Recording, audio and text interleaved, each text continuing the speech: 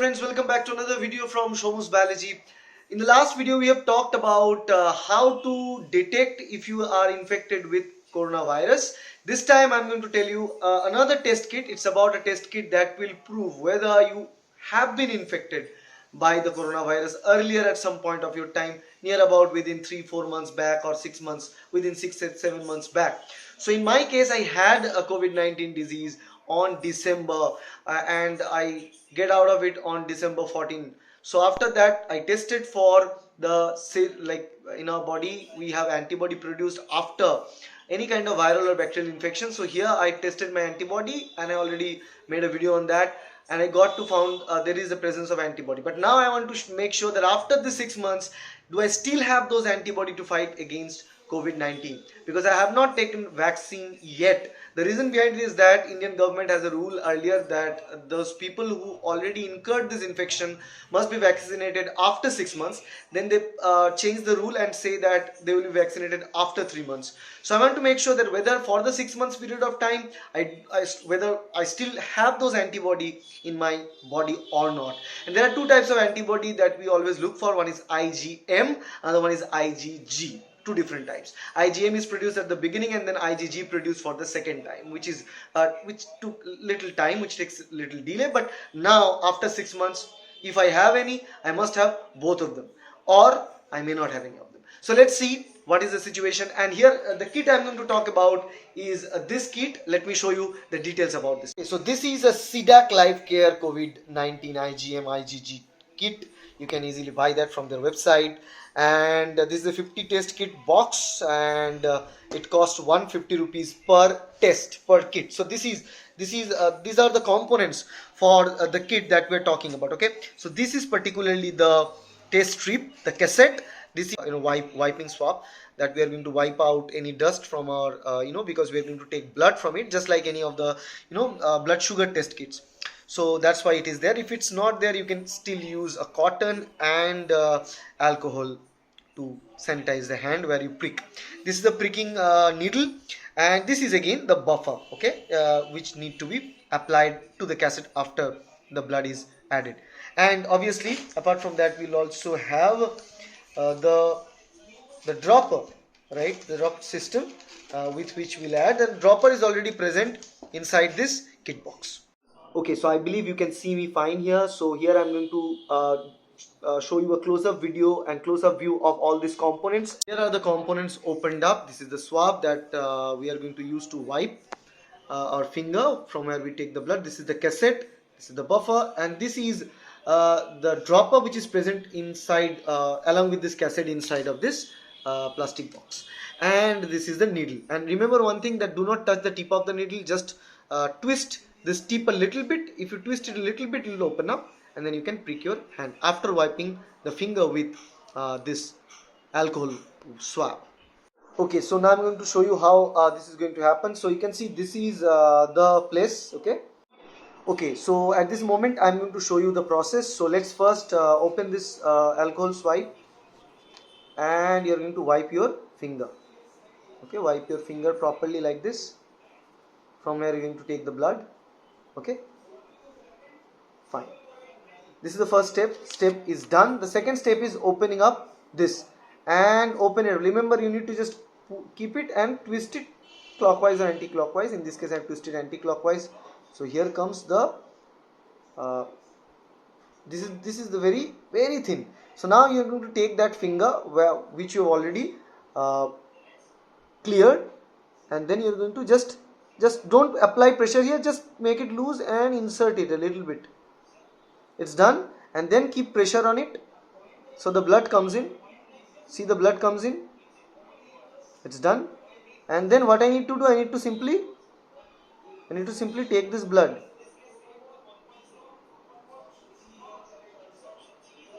If you need little more blood, squeeze it a little bit so that the blood comes in. And just use this dropper to pull the blood. See, I pulled the blood, the much blood that I needed.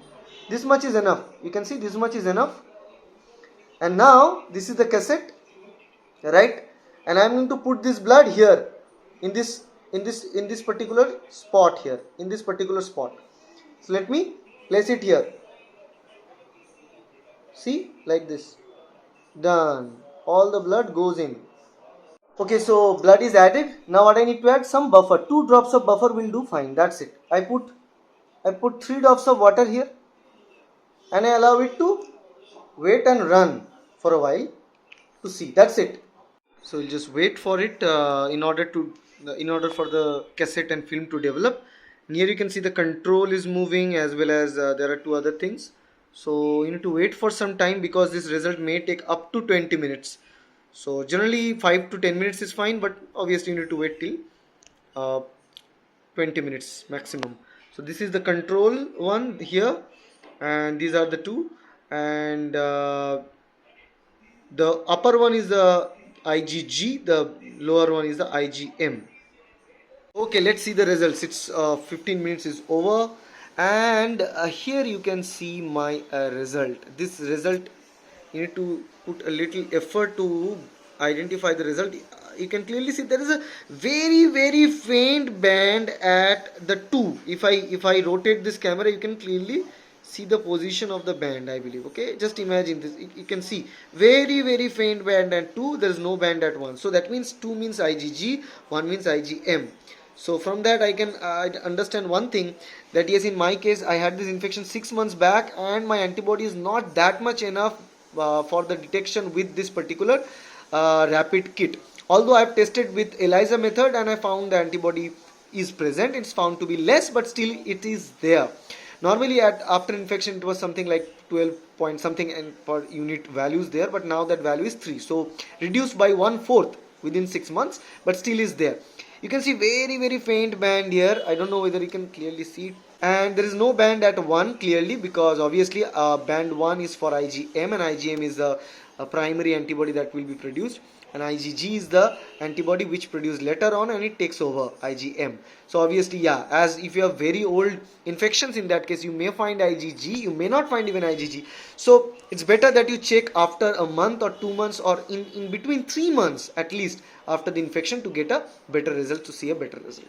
I'll also make a video regarding to check whether the vaccines that are given in Indian vaccination centers are good enough to give us this immunity, to give us this IgM or IgG antibody. I'll do a video on that before and after taking the vaccine.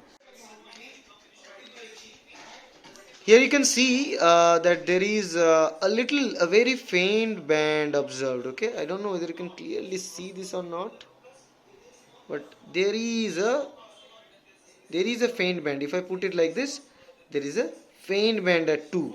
There is no band at 1 definitely. Blood is now coming in. First plasma goes, then blood. So yes, I need to discard this strip now, because once the blood is coming inside this cassette, you need to throw it out. You cannot hold it long. Okay, so let me tell you one moment of caution, one important tip. While this process is going on, I need to keep it for at least 15 minutes, 50 to 20 minutes, but it may take some more time, like 50 to 20 minutes you need to wait before throwing the kits out. Because if you are infected a few, let's say 4 or 5 months back, 6 months back, there is a possibility that you will see a very minor faint band, but at the end of 15, 16, 17 minutes.